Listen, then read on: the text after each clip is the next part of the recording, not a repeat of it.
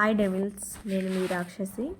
Today ఏంటంటే ఇన్స్టాలో viral అవుతుంది మమతా రాథోడ్ ఈశ్వర్ అనేసి.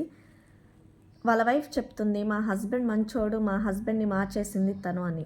ఆ అమ్మాయి మీ హస్బెండ్ని మార్చేసేటప్పుడు అతను కరెక్ట్ పర్సన్ అయితే నీకు చెప్పాలి కదా, ఆ అమ్మాయి నాతో ఇలా బిహేవ్ చేస్తుంది, ఇలా రమ్మంటుంది, ఇలా నన్ను టార్చర్ పెడుతుందని. తను ఎందుకు చెప్పలేదు? బట్ లైవ్లో నువ్వు అమ్మాయిని కొట్టావు, బట్ అడిగావు ఓకే. బట్ మీ హస్బెండ్ అయితే నార్మల్గా కొట్టలేదు.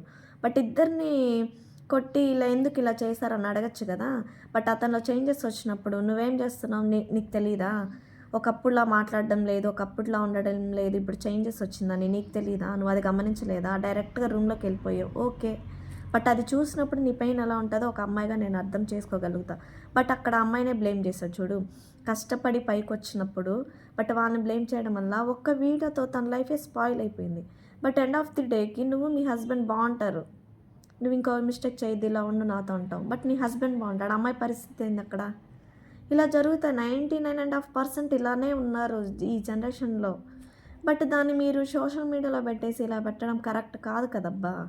ఎందుకంటే అలా చేయకూడదు. నేను చాలా చూశాను రీల్స్లో, ఓన్లీ అమ్మాయినే బ్లేమ్ చూస్తారు. అసలు డిస్గస్టింగ్ ఈ వీడియోస్ అయితే. ఒక రీల్ చూశాను, నా హస్బెండ్తో నువ్వు ఎలా ఉంటావు అనేసి ఒక అమ్మాయి ఆ అమ్మాయిని కొడుతుంది. బట్ ఆ హస్బెండ్ని లైవ్లో పెట్టల.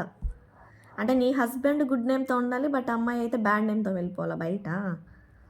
అమ్మాయి బ్లేమ్ చేసింది ఓకే, ఆ అమ్మాయి నిన్ను టార్చర్ పెట్టింది, హెరాస్మెంట్ చేసింది, ఇలా చేసింది అన్నప్పుడు బట్ ఆపోజిట్ పర్సన్ నీకు చెప్పాలి కదా, ఇలా చేస్తుంది అలా చేస్తుంది అని. అలా చెప్పకుండా ఇద్దరు రూమ్లో ఉన్నారంటే ఇద్దరు మిస్టేక్ లేకుండానే ఫిజికల్ అవుతారు ఎవరైనా. కామెంట్ చేయరా, నేనేమైనా బ్యాడ్గా చెప్పానేమో. Bye guys.